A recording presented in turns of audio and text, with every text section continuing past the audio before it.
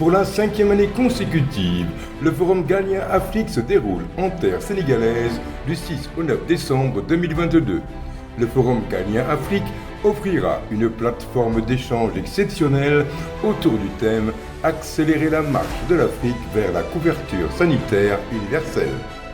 Placé sous la présidence effective de son Excellence M. Macky Sall, président de la République du Sénégal, le Forum Galien Afrique réunira des experts scientifiques des secteurs de la santé, de l'économie, de l'environnement, d'éminentes personnalités politiques et de la société civile, d'anciens récipiendaires de prix Nobel, des universitaires et des centaines d'étudiants en médecine et pharmacie, ainsi que des jeunes innovateurs. Cette 5e édition du forum, avec 1500 participants, sera organisée en format présentiel et virtuel avec, du 6 au 9 décembre 2022, un forum des jeunes, un forum des femmes et un forum scientifique. Le vendredi 9 décembre 2022 se tiendra une cérémonie en présentiel au cours de laquelle, pour la seconde fois, le prix Galien Afrique, qui consacre la recherche, l'innovation, la santé et la technologie, sera décerné. Du 6 au 9 décembre, le Forum Galien Afrique fait de Dakar la capitale africaine de la santé, de l'innovation et de la recherche. Non, je voudrais tout simplement vous dire qu'il est important qu'on commence parce que cette session ne va pas certainement prendre l'heure et demie qu'on avait. On devra partir parce qu'il y a une rencontre avec le président de la République. Et je souhaiterais commencer par dire que c'est un honneur et un privilège pour moi d'être vice-président de ce forum galien africain que j'ai accepté avec beaucoup d'humilité. Ceci étant dit, la question qui nous interpelle aujourd'hui est une question opportune. Chacun d'entre nous, lorsque nous sommes en mesure de réfléchir sur les questions de l'accès universel, on sait très bien que l'objectif ultime de cet accès, c'est de sauver des vies. Ça, c'est l'objectif ultime. Sauver des vies, ça veut dire quoi? Ça veut dire être capable au moins de diagnostiquer les malades. Ça veut dire être capable de certainement gérer ces malades de telle façon qu'on puisse leur donner l'accès, mais un accès qui soit abordable pour la plupart des populations les plus démunies, mais encore plus que tout cela, ce qui est important, et ça j'insiste là-dessus, c'est qu'il nous faut nécessairement avoir la capacité de fournir ces médicaments-là aux populations qui en ont besoin. L'expérience de la COVID, je ne vais pas m'étendre là-dessus. Moi, c'est un film que j'avais déjà vu. J'étais directeur exécutif de l'ONU-SIDA pendant 20 ans. J'étais adjoint et ensuite directeur exécutif. Nous avons attendu au moins 7-8 ans avant d'avoir les médicaments pour les plus démunis. Mais la question qui nous interpelle, et je vais certainement passer la parole à notre collègue qui nous interpelle aujourd'hui, c'est certainement comment faire en sorte qu'on peut avoir une plus grande souveraineté, comment on peut amener l'équité, comment on peut faire en sorte qu'il y ait un transfert de compétences, qu'on ait une africanisation certainement de la recherche et le développement et qu'on puisse au moins produire de façon pérenne nos médicaments, nos vaccins. Et ça, c'est une question, et bien sûr, qui nous interpelle tous si on veut aller vers des soins qui seront mis à la disposition du plus grand nombre. Donc, je ne vais pas m'étaler. Je sais qu'un des points les plus importants, c'est pas seulement d'avoir des industries, d'avoir bien sûr des usines, c'est aussi d'être capable de pouvoir mettre ces médicaments à la disposition des populations, c'est de pouvoir certainement avoir une analyse du marché qui vont nous permettre de savoir si on doit distribuer ces médicaments dans la sous-région. Il y a des questions multiples de logistique, d'approvisionnement qui nous interpellent. Donc, ça, je souhaiterais le mentionner, mais le problème le plus important, à mon sens, qui est urgent, c'est l'espace de régulation, donc l'espace réglementaire. Comment faire en sorte qu'on ait un environnement réglementaire qui va permettre justement l'harmonisation, mais qui va permettre aussi certainement de protéger les populations qui ont accès des fois aujourd'hui à des faux médicaments. Je m'arrête là et je voudrais passer la parole à Khaled, si tu veux ajouter quelques mots. Surtout, merci Michel, surtout ajouter quand même la création de cette agence africaine du médicament, dont tu étais quand même l'envoyé spécial de l'Union africaine, et que pour la première fois, je veux dire, après la crise Covid, nous avons quand même une structure africaine très importante qui a justement ce rôle de régulation pour une question fondamentale qui est quand même le médicament pour l'Afrique. Et ça, c'est capital. Donc, la question de la souveraineté médicamenteuse se pose crucialement, la question de la souveraineté industrielle en ce qui concerne le médicament, la question de la formation donc des techniciens, des ingénieurs et donc du personnel qui peut prendre justement cette pharmacotechnie, je dirais, industrielle africaine. Ce sont des questions cruciales qu'on a déjà posées lors de pas mal de forums, mais c'est une occasion de remercier Madame la ministre pour cette occasion très importante aujourd'hui à Dakar lors du forum galien pour encore une fois poser quand même ces questions fondamentales autour de la question du médicament. Et nous avons bien sûr nos panélistes. Donc, je te laisse la parole, Michel, à présenter les premiers, donc à tour de rôle, pour essayer d'évoquer donc ces questions qu'on a posées. Non, merci. Moi, je commencerai par, bien sûr, Amadou Sall, qu'on n'a plus besoin de présenter, qui est le directeur général de l'Institut Pasteur de Dakar et spécialiste dans plusieurs domaines. Mais Amadou, moi, ma question, elle est très simple. Je voudrais aujourd'hui, quiconque qui arrive à Dakar voudrait aller voir l'Institut Pasteur, voudrait voir qu'est-ce qui se passe là, quelles sont les transformations qui sont en train d'être menées et comment ces transformations peuvent aller au-delà de Dakar, peuvent devenir en définitive une référence pour aller à l'échelle, pour amener une plus grande souveraineté. Souveraineté en termes, bien sûr, de recherche et développement, mais souveraineté en termes de production de vaccins, de médicaments peut-être dans le futur. Mais je voudrais que tu partages un peu ton expérience avec nous et que tu me dises un peu qu'est-ce qui se passe et pourquoi c'est important ce qui est en train de se passer au Sénégal. Merci beaucoup, Michel, et merci aux organisateurs de m'avoir fait l'honneur de l'invitation. Je pense que par rapport à l'expérience que je peux partager en termes de production… Est-ce que ton micro marche? Oui, je pense qu'il marche. Peut-être que je peux le rapprocher pour être plus audible. Ça va mieux?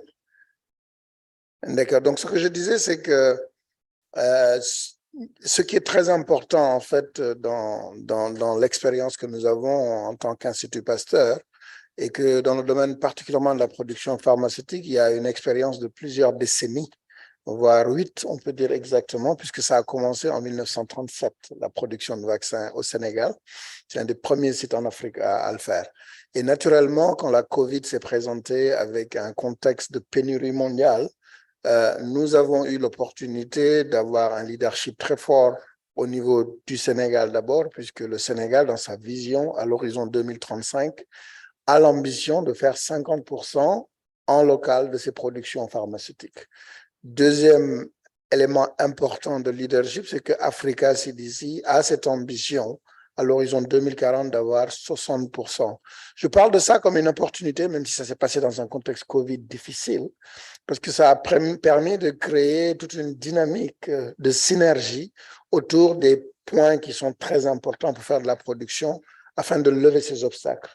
Ces obstacles, c'est souvent des ressources financières où beaucoup d'institutions se sont prononcées pour justement le faire. Et j'ai parlé tout à l'heure de différents partenaires dans ce domaine, qu'ils soient des partenaires multilatéraux, bilatéraux, ou alors des partenaires qui sont des fondations philanthropiques.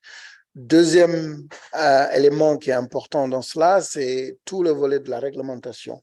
pour lequel, dans cette optique-là, notre autorité de réglementation pharmaceutique a été créée de façon autonome.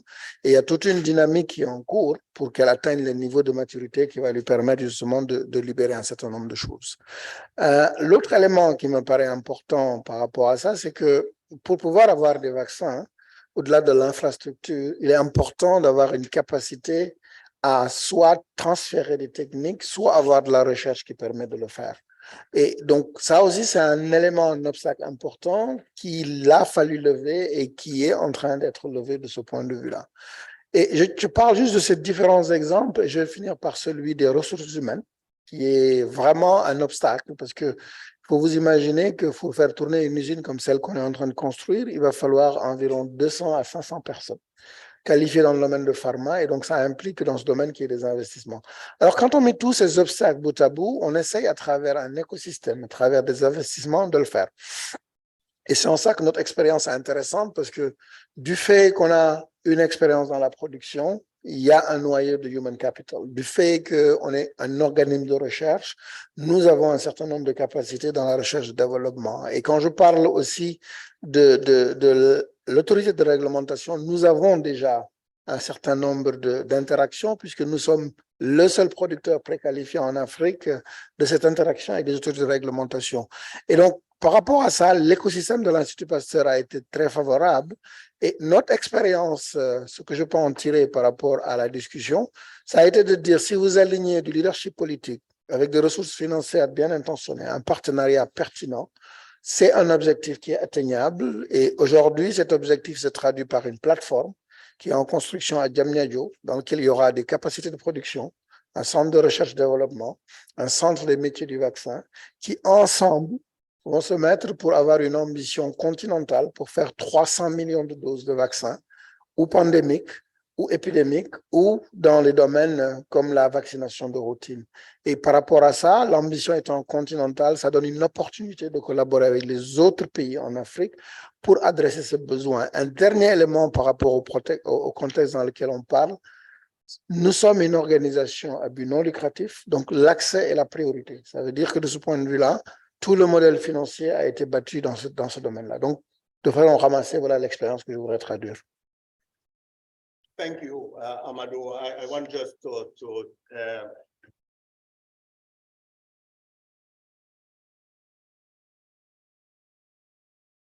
I will put mine also on.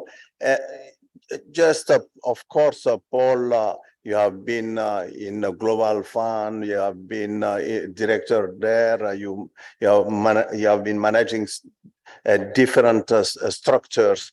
But what is important for me is a follow-up of what Amadou said. Amadou was talking about knowledge economy. He was saying that, in fact, it's not just about factories. You can have factories, you can have, but if you don't have a human infrastructure, human capacity, which will be helping you to make these things working and make it sustainable, it will be difficult.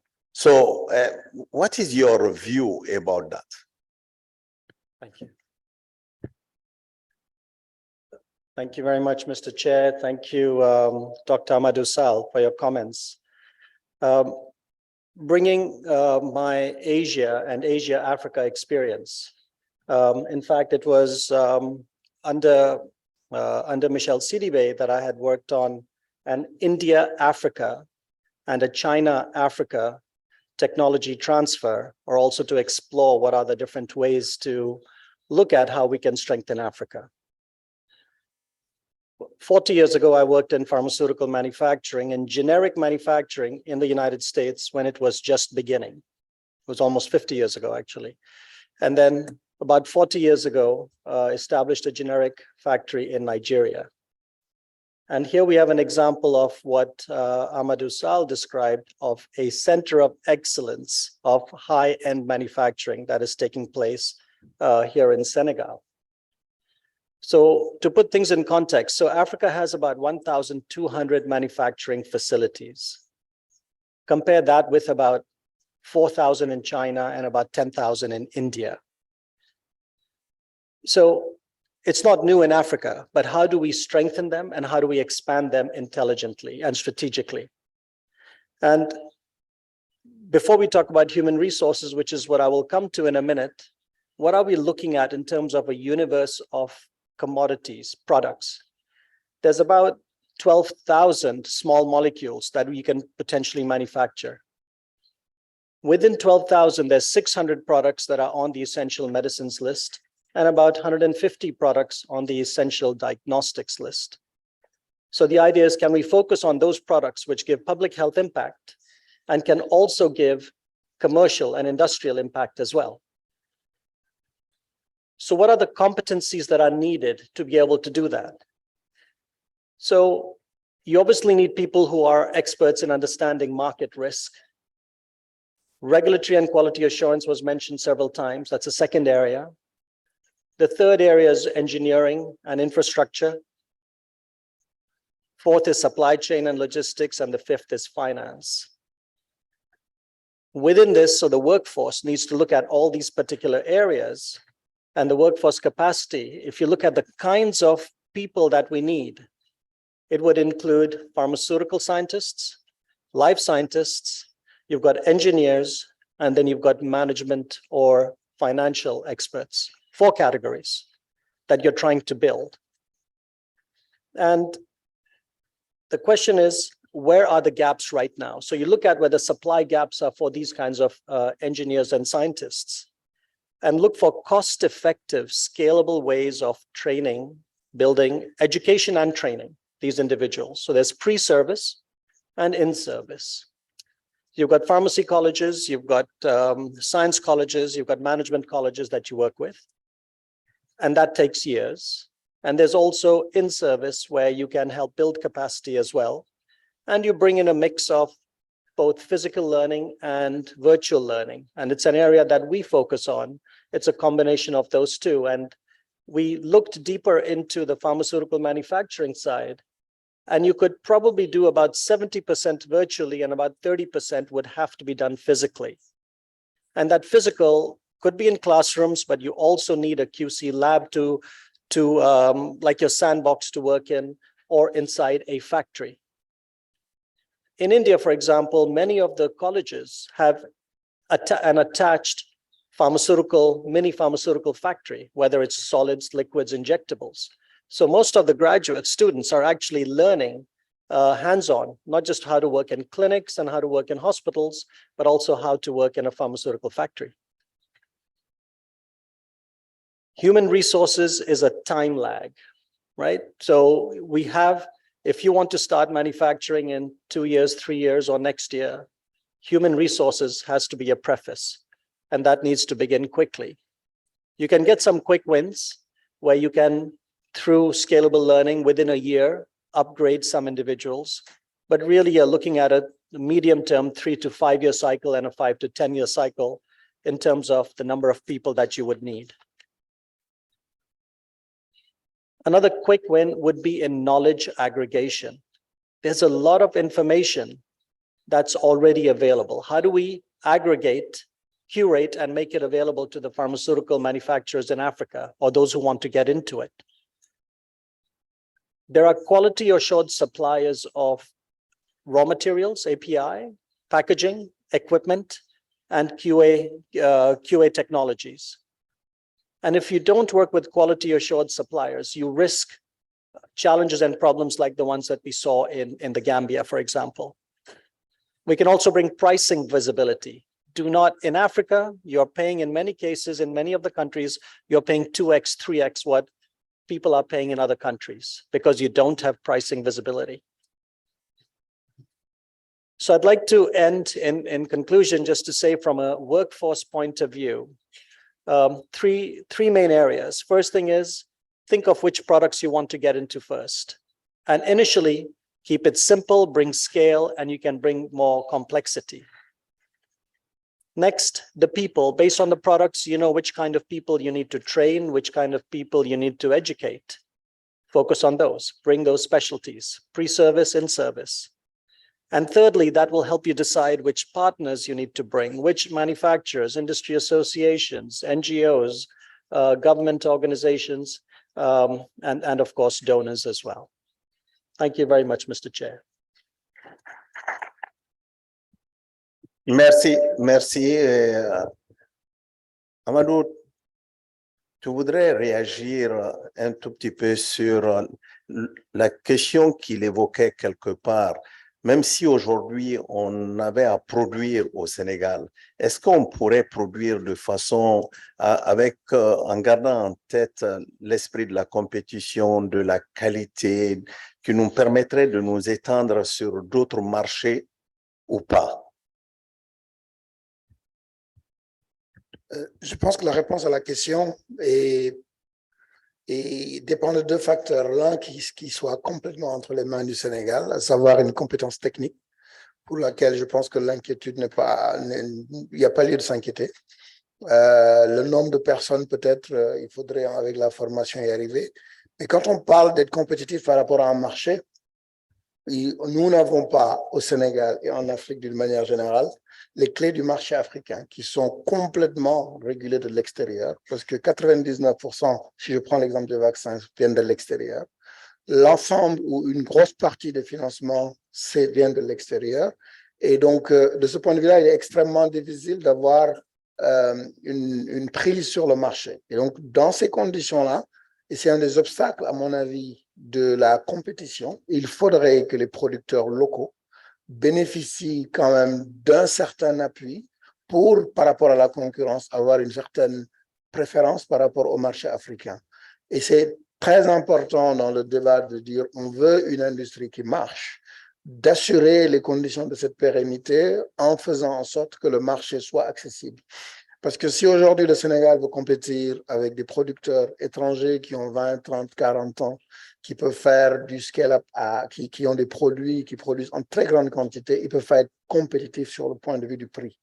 En revanche, en levant des nouvelles technologies, en s'appuyant sur des mécanismes qui sont en train de discuter, comme les prix un peu subventionnés dans un premier temps, une préférence pour dire qu'une partie du marché africain doit être fournis par les producteurs africains, ce sont des mesures incitatives qui peuvent faire que les producteurs locaux peuvent être compétitifs et après un certain nombre d'années, pouvoir être exposés au marché comme le sont tous les autres producteurs. Merci.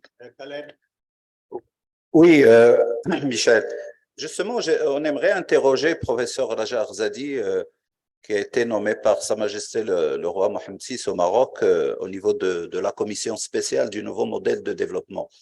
Et je sais très bien que le professeur Arzadi a été vraiment l'une des activistes importantes dans cette commission en ce qui concerne la question des ressources humaines.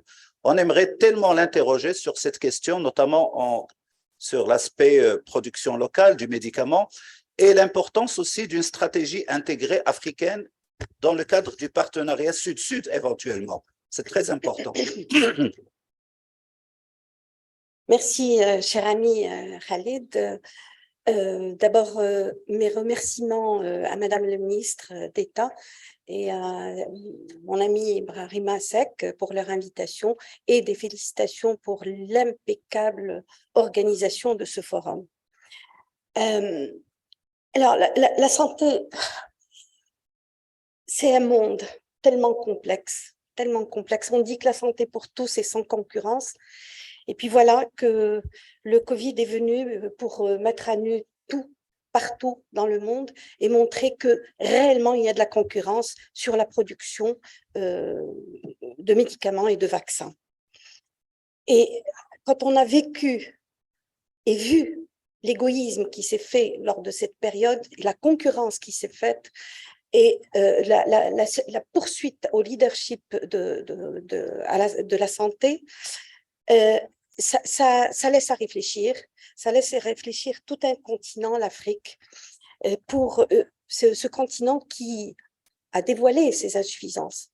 La santé qui est le parent pauvre, qui a été toujours le parent pauvre, aujourd'hui, il est sur toutes les bouches, la souveraineté sanitaire, la souveraineté de production pharmaceutique.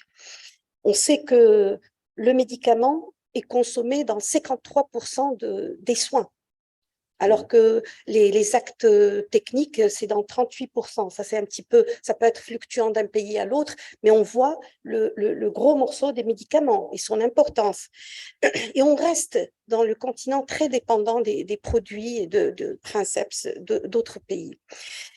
Alors, rapidement, juste des chiffres pour montrer un peu la grandeur des choses. On est à 375 fabricants de médicaments sur le continent, alors qu'en Chine, ils sont à plus de 5000 et en Inde, à plus de 10 200 fabricants. Donc, on voit la compétitivité, alors qu'on a 3% de brevets, 3% de ressources humaines, 3%, 25% des maladies et 40% de charges de travail. Donc, on voit la disproportion et l'urgence à aller dans la production du médicament. D'autant plus qu'il s'est avéré que c'est une manne financière, qui a un enjeu géopolitique, certes, pour changer la face de plusieurs pays, mais aussi un enjeu économique. C'est une manne financière, on a vu pour les vaccins, c'est plus de 157 milliards de dollars qui sont mis en jeu. Et il y a une concurrence terrible entre les laboratoires. Donc, pour trouver sa place, il va falloir travailler. Le médicament dans le monde, l'ordre de grandeur est allé de 1470 milliards de dollars. Alors que dans le continent, Michel, peut-être si je me trompe, tu me diras, on consomme moins de 2%, 2-3% de médicaments. Donc, on voit que c'est un enjeu majeur. Alors, il y a plusieurs pays qui sont aux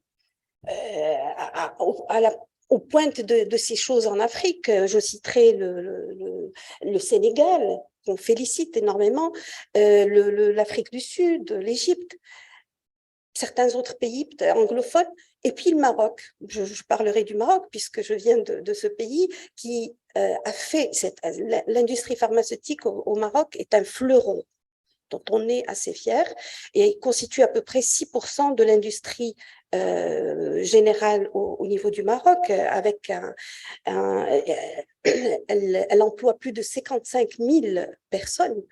Et avec des recettes fiscales qui permettent une stabilité sociale. Et donc, et la production au Maroc va couvrir près de 17% de la consommation au niveau du continent. Et au Maroc, ceci est accompagné par tout un chantier. On a parlé toute la matinée de la couverture sanitaire. C'est une révolution au niveau de la santé au niveau du Maroc. Dernièrement, il y a eu, là, en fin d'année, la couverture sanitaire est complète à 100%. Et puis, il y a eu l'ouverture d'une usine de vaccins, un peu l'équivalent au niveau du Sénégal. Alors, à le partenariat Sud-Sud, je répondrai très rapidement puisque le temps ne me permet pas de dire beaucoup de choses. Alors, premièrement, je me suis inspirée des 3D de Agnès, je vois qu'elle n'est plus dans la salle, la décision politique. Il faut une volonté politique pour faire cela. Et une volonté politique continue. Dans la continuité, ce n'est pas parce qu'on change de gouvernement ou de parti qu'on va arrêter un programme. Donc la continuité, ça c'est important.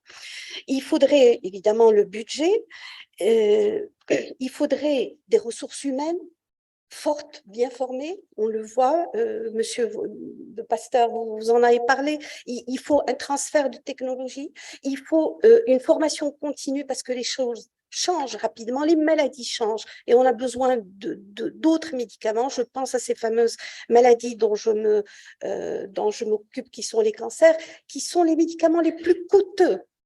Et on voit des êtres humains dans des déchéances humaines ne pouvant pas accéder à ces médicaments.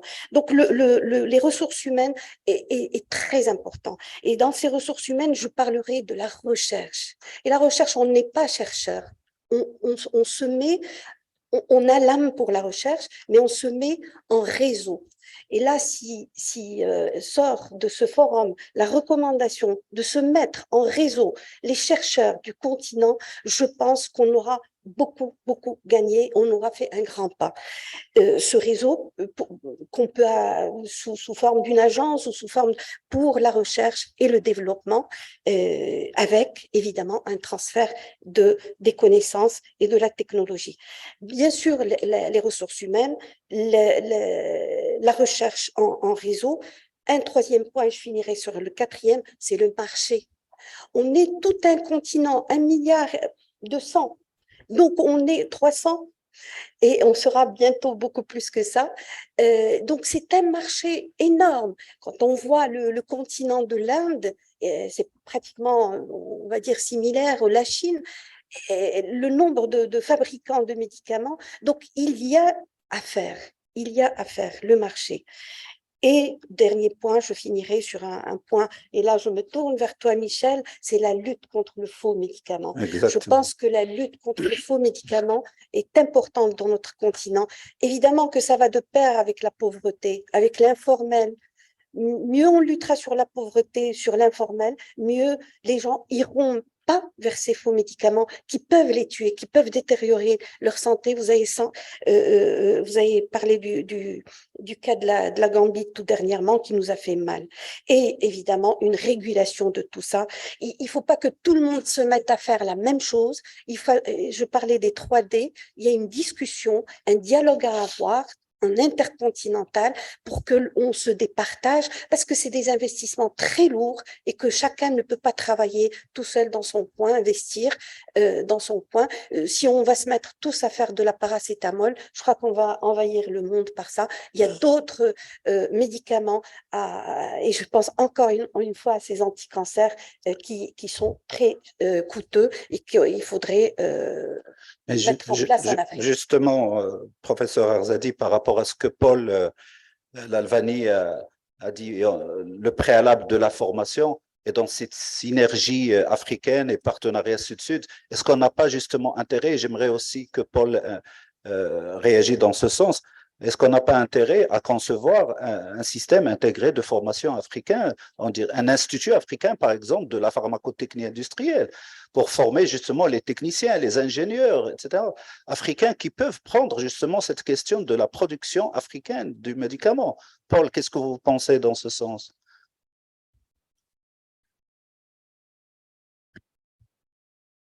Thank you very much to the previous speaker and to the question that's been asked. Absolutely, yes. I mean, the answer is that for the training that is needed, as I had mentioned, you could probably do a certain amount virtually. The rest of it has to be done physically. And when you do physically, you need a laboratory, you need a factory, you need a QA lab. So either every country develops it, which takes time. But until then, what can be done is, like you said, South-South. Morocco is a natural leader. It's one of the various countries here. It's among the highest in terms of local manufacturing for its own country. It's almost 68 or 69% of its local needs, of its national needs, are from local manufacturing. They speak French. It's nearby. So for Senegal, that could be a natural partner, for example, among other countries. So just to keep it short, the answer is absolutely yes. We need to look for these quick wins, South-South collaboration, and build these partnerships for capacity building. Thank you.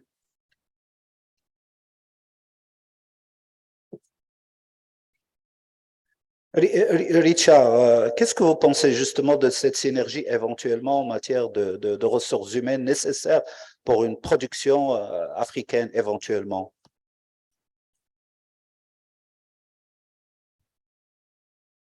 Thank you, Mr. Chair, for the Excusez-moi car j'ai pas eu votre biographie. Si vous pouvez en même temps vous présenter pour la salle. Excusez-moi. Sure.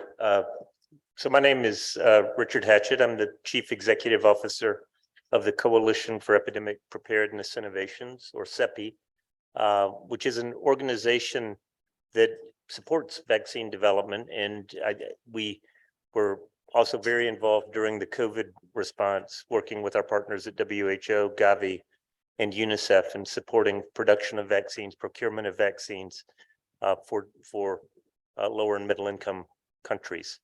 Let me start there to answer your question, because our experience during the pandemic and looking at the inequities that emerged in terms of access to life-saving vaccines obviously was extremely challenging. We set up COVAX in an effort to offset the inequities that we anticipated, and that only partially succeeded. In fact, many of you will have seen that COVAX, Gavi, met with its board and is now moving towards bringing COVID vaccination into its routine immunization programs, hopefully by 2024. Obviously, we'll continue to support access, particularly for countries that are served by Gavi. But one of the critical lessons, I think, in looking at the inequities that emerged is that there were many causes of inequity, and we saw many of those illustrated during the pandemic. The first root cause of all inequity is scarcity. If there is scarcity, there will be inequity. But another root cause, and this comes ultimately to your question, sorry for the long preamble, but another root cause was the way vaccine manufacturing is currently distributed in just a few highly populated regions of the world where the political leaders have no choice, no practical political choice, but to serve the needs of their own populations before sharing. So we are committed. We think the diagnosis that vaccine manufacturing needs to be globally distributed. Every region needs to be able to achieve some degree of self-sufficiency if we are going to be prepared for future epidemics and pandemics. That diagnosis is correct. And and this is to your point about synergies, but it is not practical, it is not feasible, it is not sustainable that every country should manufacture its own vaccines. We have to take a regional mindset. We heard about the continental ambition in Africa. Taking a regional mindset means that countries within regions, however you define that region, whether at the continental scale or at the subcontinental scale, will work together, and they will pool their resources, potentially pool their procurement, but also pool their efforts to establish the human resource capabilities that they need to be able to deliver vaccines. We need strong ecosystems. Paul was very eloquent in describing all of the different kinds of expertise that are required and that have to emerge effectively simultaneously to create sustainable manufacturing efforts. I think your point about Morocco as a natural partner for Senegal and others within the region as natural partners, thinking about creating regional supply chains, regional training courses will be critical if efforts will succeed. Senegal is very, very fortunate to have Institut Pasteur Dakar with that. I didn't realize the vaccine manufacturing went back almost 100 years, but a long record of successful vaccine manufacturing to build on. And now IPD needs to expand its efforts, needs to gain access to the kinds of technologies that would allow it to respond rapidly. But to do that, it will need the workforce to enable that. Est-ce que vous pensez, Richard, que justement l'Agence africaine du médicament ait cette responsabilité justement de cette synergie, je dirais, de la régulation de cette synergie éventuellement régionale?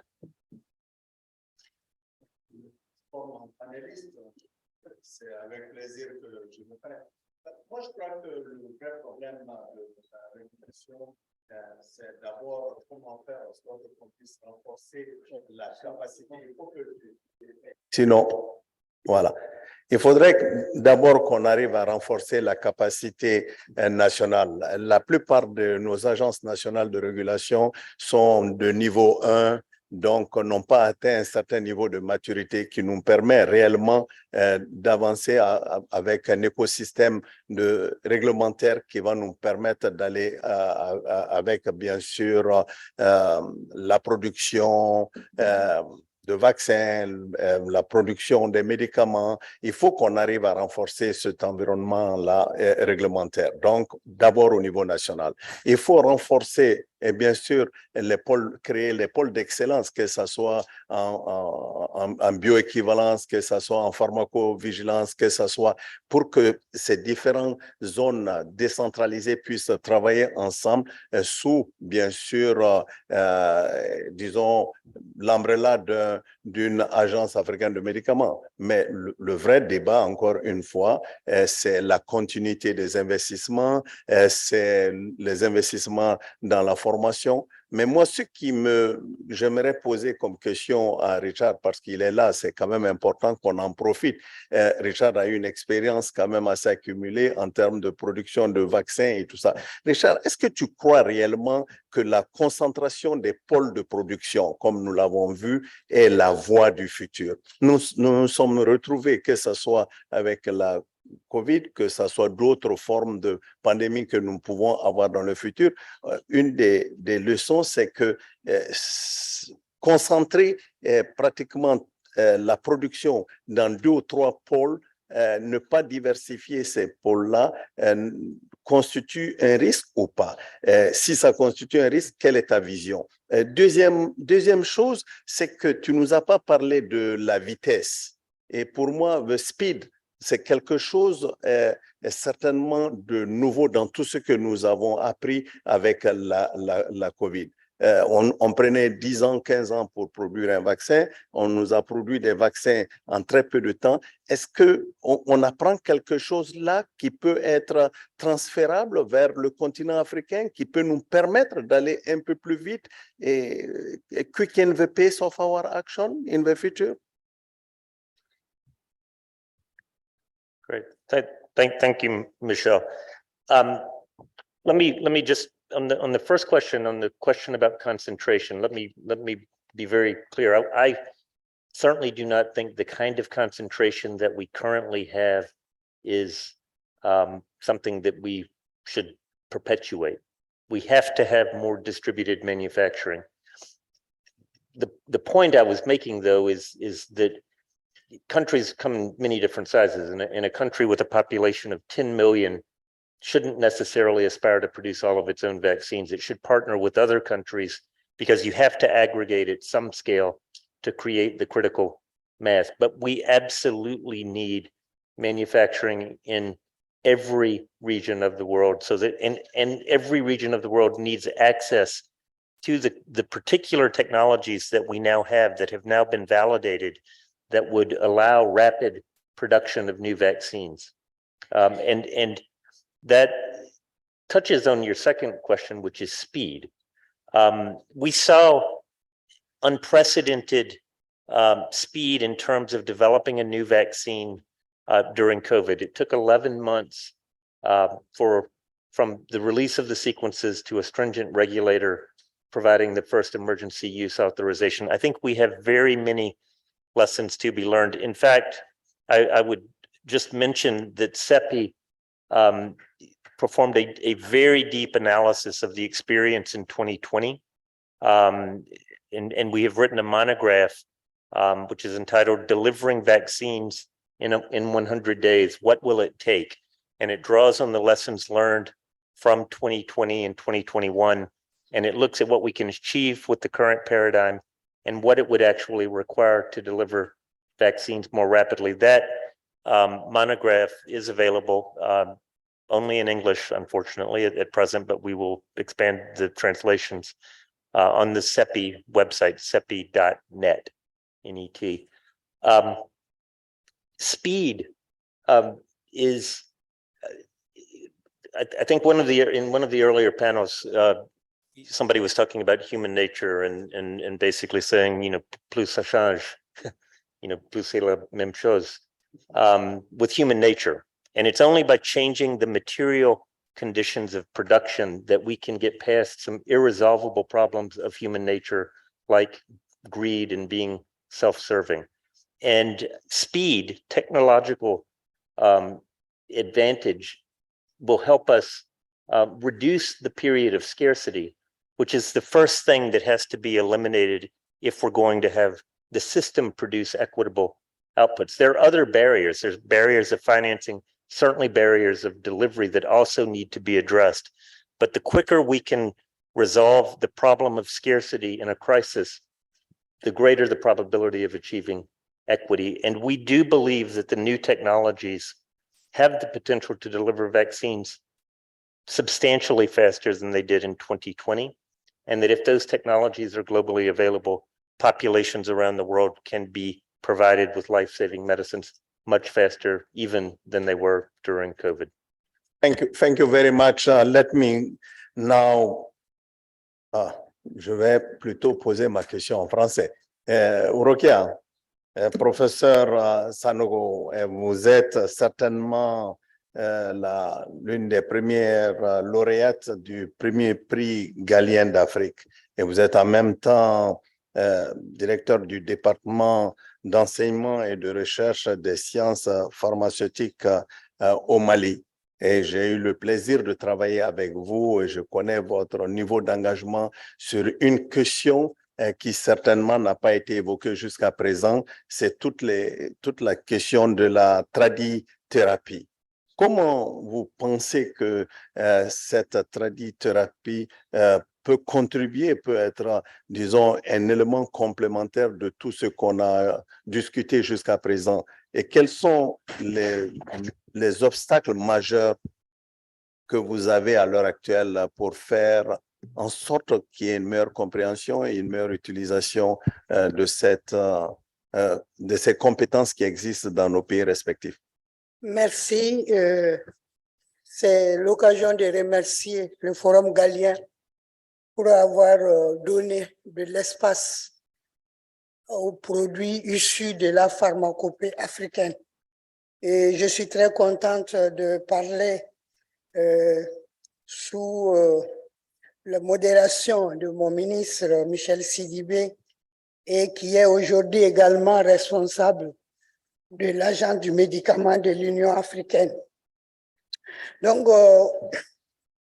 moi, ce que j'aimerais dire, et je commencerai juste par dire que aujourd'hui, toutes les recommandations des organisations, quand on prend la stratégie africaine de l'OMS pour l'intégration de la médecine traditionnelle dans les systèmes de santé, il dit qu'il faut prendre en compte dans les systèmes les pratiques, les produits qui ont fait preuve de leur efficacité, de leur innocuité. Et la stratégie africaine aujourd'hui dit qu'il faut renforcer cette sécurité et cette qualité via la réglementation et promouvoir la couverture sanitaire universelle. Donc, les organisations internationales demandent que les produits issus de la tradithérapie puissent venir renforcer le reste du système et il y a une nécessité de mener cette collaboration entre les systèmes traditionnels et les systèmes conventionnels. Et pour cela, nous venons juste de proposer un projet dans le cadre de programme thématique pharmacopée médecine traditionnelle du CAMES et on nous avait été demandé de proposer des projets pour la résilience économique de l'Afrique face aux crises. Et voilà ce que nous avions mis, que dans le contexte économique mondial où les crises économiques, financières, sanitaires, sécuritaires et politiques dévoilent la faiblesse des économies des pays africains, les médicaments issus de la pharmacopée africaine constituent une opportunité. Et dans l'exemple que je peux citer du Mali, qui a été à l'avant-garde de la valorisation de la pharmacopée africaine, le succès de la recherche a permis de mettre déjà au point des médicaments à base de plantes Et c'est un de ces médicaments, le sirop Balembo, qui est un sirop antitussif qu'on avait proposé, qui a une autorisation de mise sur le marché depuis 1983 et qui avait été proposé dans la prise en charge de la toux sèche associée à la COVID-19, qui a eu l'an passé le premier prix Galien pour les produits issus de la tradithérapie. Et à l'exemple de cela, nous avons proposé un projet en Afrique et le projet qui a eu le prix Maxal pour la recherche le 1er décembre dernier, nous avons mis plateforme de recherche, d'innovation et d'innovation pour la production, la commercialisation des médicaments à usage humain et vétérinaire issus de la pharmacopée africaine. Et à travers cela, nous comptons proposer dans nos pays proposer des médicaments à base de plantes qui vont venir contribuer à renforcer le système de soins, des médicaments sûrs, efficaces et de qualité. Et donc, aujourd'hui, nous pensons que dans un partenariat public et public-privé, il faut encadrer la production de ces médicaments essentiels et les distribuer dans le secteur pharmaceutique. Donc, les difficultés que nous pouvons avoir, c'est la faiblesse de moyens de production. Par exemple, il manque des fonds de roulement pour les structures, faiblesse des moyens de production, des circuits de distribution, la non-professionnalisation de la production des matières premières. Et donc, notre projet, nous voulons que ce soit une opportunité pour apporter un début de solution à ces difficultés dans la perspective de renforcement de l'autonomie de production à travers la constitution d'un fonds spécifique et le partenariat durable avec tous les intervenants. Donc, c'est ainsi que la disponibilité des médicaments issus de la pharmacopée dans un circuit officiel va contribuer à l'accès aux médicaments essentiels dans un cadre de l'atteinte de la couverture sanitaire universelle en Afrique. Je vous remercie. Ok. Malheureusement, il nous reste 4 minutes et peut-être que nous allons prendre une question ou deux si vous voulez bien. Hello. Donc bonjour messieurs, dames. Bonjour docteur Sidibé, je suis docteur Stéphane Gokou. Je suis directeur général du groupe Sanofi pour l'Afrique subsaharienne. J'ai écouté avec beaucoup d'attention les échanges par rapport à la question donc, de production locale. Je voudrais faire un commentaire qui est pour moi important, c'est la volonté politique. Je crois que quelqu'un en a parlé, c'est d'avoir un cadre légal qui protège la production locale. Parce que le marché pharmaceutique existe en Afrique, ça représente aujourd'hui près de 3 milliards de dollars pour le marché uniquement privé. Et aujourd'hui, si demain, des initiatives locales se font, il faut qu'elles soient protégées. Il y a certains pays aujourd'hui en Afrique, comme en Algérie, où lorsqu'un médicament, une molécule est produite localement, eh bien, il y a une barrière à l'entrée. Elle ne peut plus être importée. Ça, c'est la première chose. La deuxième chose, c'est la notion de qualité. En termes de qualité, c'est que d'un côté, vous allez produire des médicaments de certaine qualité et de l'autre côté, il y a cet élément pour eux. Donc, il faut vraiment des laboratoires de qualité. Et ces projets-là ne peuvent fonctionner que s'il y a vraiment une synergie. Si le Sénégal produit des vaccins, la Côte d'Ivoire produit le paracétamol, etc. Et le dernier élément dont je souhaiterais parler, c'est la notion de matière première. Et j'encourage justement le professeur qui a parlé tout à l'heure. Il faut qu'il y ait des initiatives locales qui se basent sur notre pharmacopée locale pour régler le problème d'accès aux matières premières. Parce que quand vous demandez pour 1 million de dollars, ailleurs on demande pour 1 milliard de dollars et vous n'avez pas d'accès donc à cette matière première. Voilà les commentaires que je voulais partager. On doit nécessairement quitter la salle pour rejoindre un bus qui nous amène chez le président de la République.